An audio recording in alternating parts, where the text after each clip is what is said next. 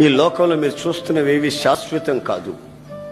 నిండు నూరేళ్ల జీవితాలు శాపంగా మార్చుకోకూడదని దేవుని వాత్సల్యాన్ని బట్టి మిమ్మల్ని బ్రతిలాడుకుంటున్నాను.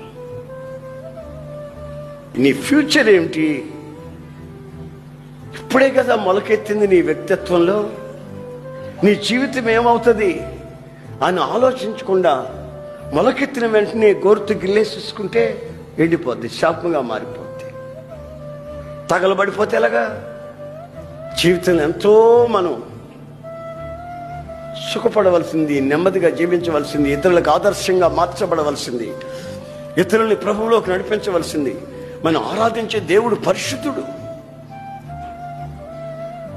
ఆ పరిశుద్ధత అనే గురి మన గుండెల్లో నిలిచిన నాడు మన వ్యక్తిత్వంలో ఓ గొప్ప ఆనందాన్ని, ఆరాధనని